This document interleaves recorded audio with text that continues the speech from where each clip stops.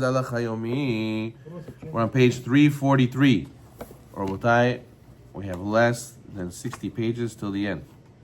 We're almost done with the whole series. Baruch Hashem. Okay, so now we're up to benefiting from Halacha that was done by a minor or a mentally challenged person. Number 8. It is a common misconception on Shabbat that people think you're allowed to tell a child to do melacha for you. Let's say you get stuck and you need someone to open this door or to do this melacha for you. Oh, what am I gonna do? No goy. Oh, it's okay. He's a deity. He's a little kid. Come, little boy chick. Come. You're gonna do this melacha for us. He's a kid. It's okay. It's fine. It's not a big deal if he does melacha. It's a big mistake. It's a big misconception. It's incorrect. It is prohibited directly to directly tell a child to do melacha, even if it's only the Rabbanan area, right? Even I'm going to tell the child, I'm going to tell him, it's only the Rabbanan, this melacha I'm telling him to do. And it's forbidden to tell a child directly to do melacha.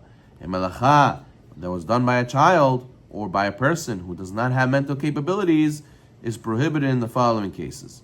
If a person did a biblical melacha on behalf of a regular person, it is forbidden to benefit from the melacha that was done until after Shabbat.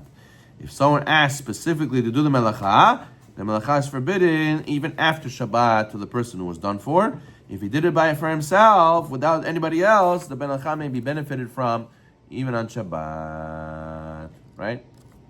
Okay. Let's say a child is under the age of 3 years old. Okay? And you see him walking towards the light. He's going to turn on the light, turn off the light.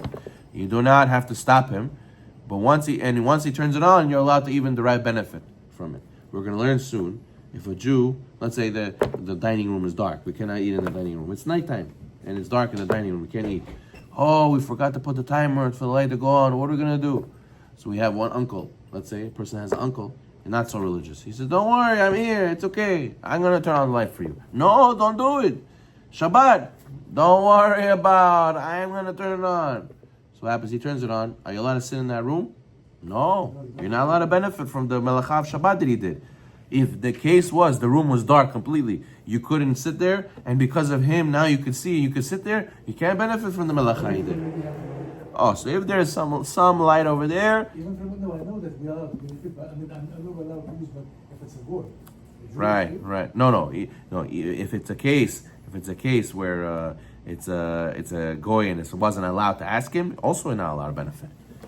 Yeah, what if you told the person, don't do it, and he still did it? If it's no light there at all, not allowed. But you told him not to do it. Doesn't matter. Chachamim made it forbidden to benefit from Shabbat desecration. But let's say child turned it on, under 3 years old. He turned it on by himself. Over there, halacha is you're allowed to benefit. You're allowed to benefit. Okay, number 2. Let's say a person comes to his house and somebody left his bedroom light on. This is horrible. Why? Now he can't sleep all night. I can't. It's bothering me. I can't sleep. So what happens? He says, I want to find the goy. You can't find the goy. We're going to learn later that ideally in such a situation, what do? You find the goy and you hint to him, right? You go to the goy and you say, it's very tough news, man. What happened? My light is on my room. It's Sabbath today. I can't turn it on. I don't know what to do. Can't turn it off. So if the goy is smart, what is he going to say? Oh, okay, so I'll help you. I'll turn it off. So come, show me where, and he'll turn it off. But let's say there's no goy. You couldn't find the goy, right? You're outside. There's nobody passing by, and you have a little kid. So what do you want to do?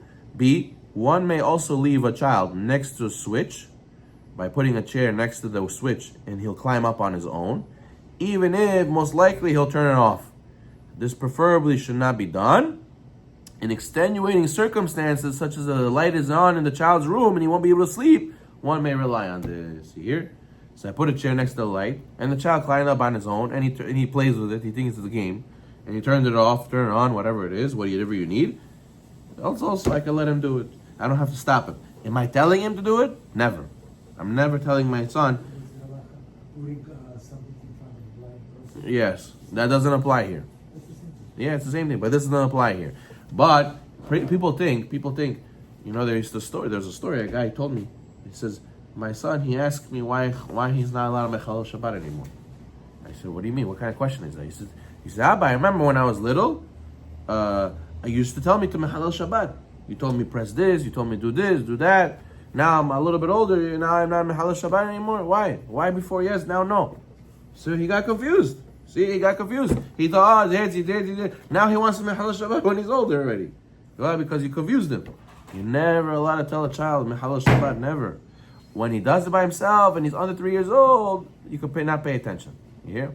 You should know, kids 3 years old and under, they understand. Okay, C. In a case where a child turned the light off on his own and the parent shows that he's upset with the child and the child goes to turn it back on, it's considered that the child turned it on by himself and therefore he's still allowed to benefit from it. Let's say another case, refrigerator, right? You forgot to turn off the light in the refrigerator area. So what happened? The light in the refrigerator is on. How are you going to open the food? There's no goya. So what happens? The refrigerator may not be open on Shabbat even by a child.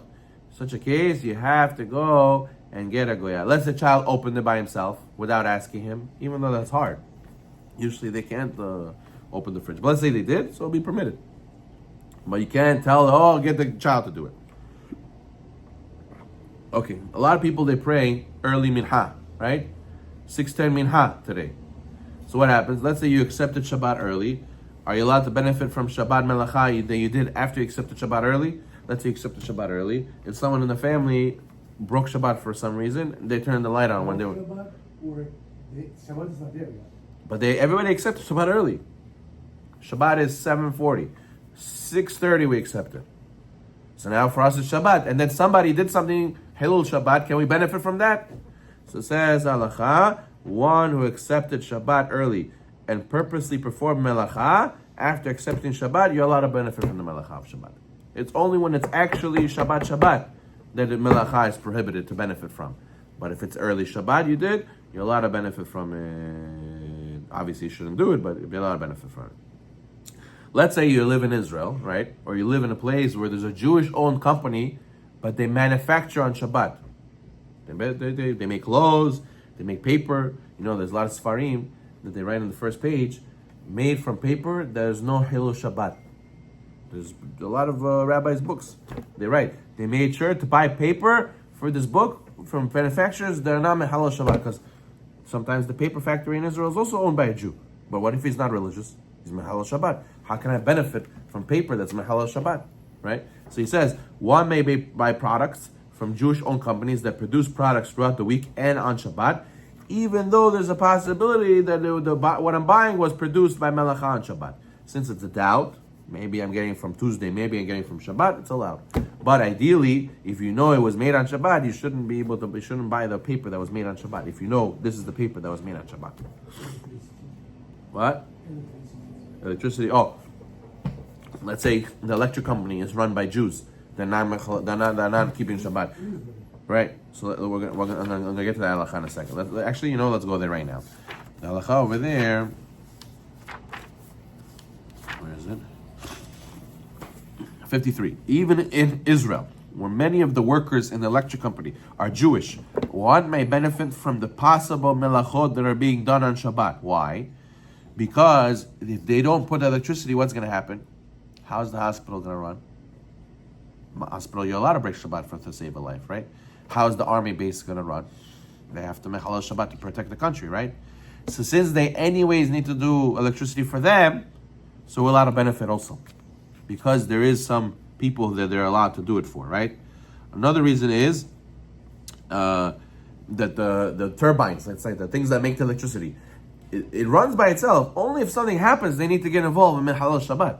That's also a doubt. It's not for sure that on Saturday it's going to shut down, they have to turn it back on.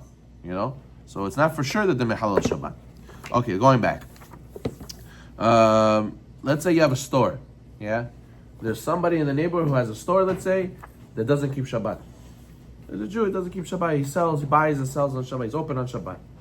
It is 15. It is proper to avoid going, even during the weekday. It's proper to avoid going during the weekday to places or buying from places that are run by Jews and that are open on Shabbat. That's what the halacha says. That the person should avoid going to places, supporting places.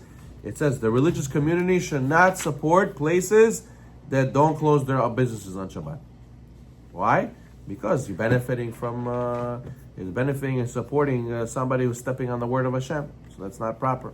Okay, next time we're going to talk about benefiting from money that was made on Shabbat. Is that allowed? And how do shuls accept donation? Maybe somebody made the money on Shabbat. Baruch Ta'olam, amen, amen.